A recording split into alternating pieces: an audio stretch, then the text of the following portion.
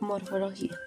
Son bacilos gram negativos móviles, tienen forma de coma y son monótricos, lo que quiere decir que solo tienen un flagelo. Biología. Es una bacteria que provoca el cólera en los humanos. Pertenece a la subdivisión gamma de las proteobacterias.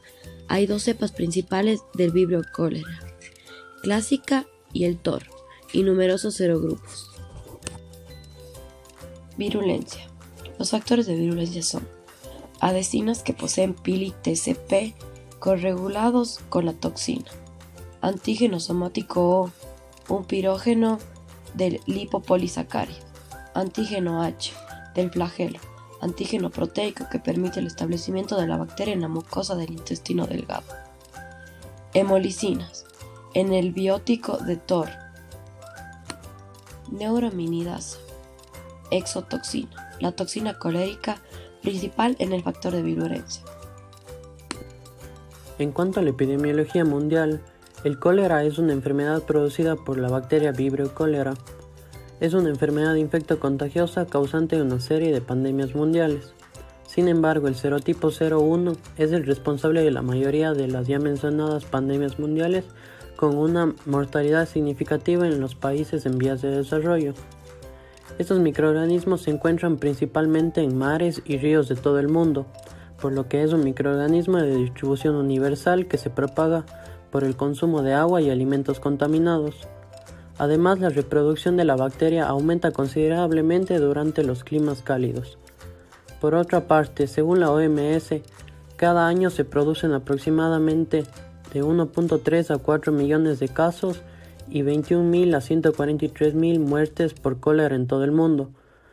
Pero según los datos oficiales de la OMS de 2013, solo se notificaron un total de 132.121 casos en 38 países con un total de 2.420 muertes.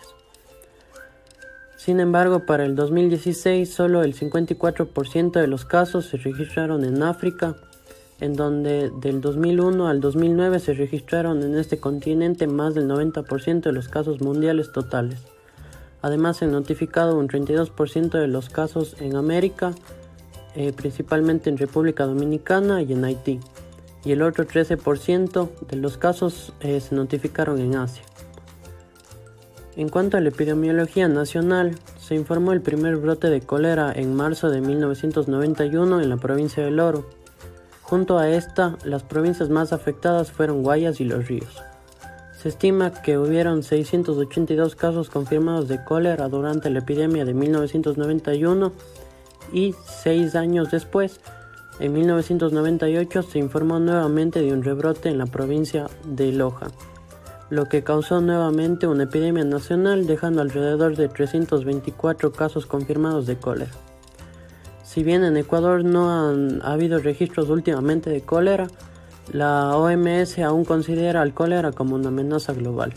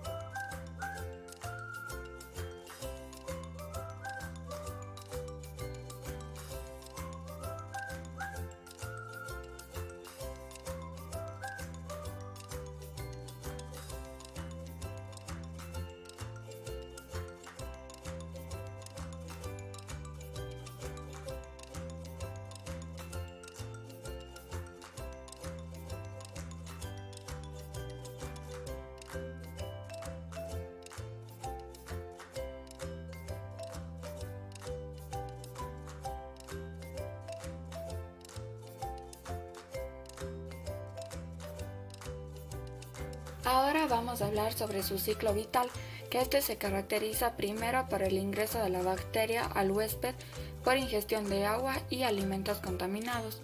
Luego se debe incluir varios factores de colonización como son las adhesivas y la producción de enzimas hidrolíticas. Tercero, se da la modificación de la expresión del gen para colonizar el epitelio intestinal y la relación de toxinas. Cuarto, los cambios de su desarrollo mediados por efectos de las toxinas y su multiplicación. Y por último, se debe dirigir en el tiempo necesario para lesionar y permitir al huésped seleccionar las variantes de la respuesta inmunológica. Esta enfermedad va a producir dos tipos de toxina, la toxina A, que actúa en la adenilciclasa y produce la diarrea, y la toxina B, que se adhiere al epitelio intestinal. Muchas veces esta enfermedad es asintomática o puede producir una diarrea leve. Esta diarrea leve se va a agravar produciendo una gran deshidratación, con lo que va a producir síntomas como ojos hundidos, una sed intensa, presión baja, un pulso débil, náuseas, dolor abdominal y calambres musculares por la pérdida de potasio. Una característica importante de esta enfermedad es que no produce fiebre. En cuanto al diagnóstico, en lo que es la microscopía, en las heces de los pacientes con cólera es característica la presencia de grandes cantidades del microorganismo, por lo que el estudio de las muestras de heces puede proporcionar un diagnóstico de sospecha rápido en los brotes endémicos de cólera. A medida que progresa la enfermedad, los microorganismos se diluyen en las pérdidas masivas de líquidos y la microscopía pierde la utilidad. Asimismo, en lo que es el inmunoanálisis, estas pruebas tienen una sensibilidad de hasta el 97%, una especificidad variable y su valor disminuye a medida que progresa la enfermedad, de ahí que menos microorganismos en las muestras clínicas. En cuanto al cultivo, los microorganismos de Vibrio sobreviven con dificultad en un ambiente ácido o seco. Las muestras se deben obtener en la fase inicial del proceso e inocularse rápidamente en los medios de cultivo. Si este se rechaza, la muestra se debe mezclar con el medio de transporte de Carey Blair y refrigerarse. Los vibrios sobreviven mal en el tapamiento de glicerol salino. Asimismo, ellos crecen en medios como agar sangre y agar de Mann-Concay. Se pueden usar también medios de agar selectivos, como es el agar de TCBS, o en caldos enriquecidos como el de peptón alcalino con un pH de 8.6. El tratamiento del vibrio se debe realizar de manera inmediata con una reposición de líquidos y electrolitos para que el paciente no llegue a sufrir un shock hipovolémico. De la misma manera, el tratamiento antibiótico permite disminuir los síntomas, por lo que se recomienda lo siguiente: una dosis de acitromicina, que es resistente a los macrólidos tanto como niños y adultos, o una dosis de doxiciclina en adultos, dejando a un lado a las mujeres embarazadas. Y por último, poseen una resistencia a los tetraciclinas y fluoroquinolonas. Dentro de la profilaxis, las medidas de control y prevención del cólera, cabe destacar las medidas de higiene. Dentro de estas encontramos que tenemos que desinfectar y limpiar nuestros alimentos antes de consumirlos, beber agua potable previamente sanitizada y lavarnos las manos constantemente. Esto para frenar y crear una barrera ante este microorganismo. También se recomienda el uso de desinfectantes como el hipoclorito de sodio para la desinfección de los utensilios e instrumentos de cocina.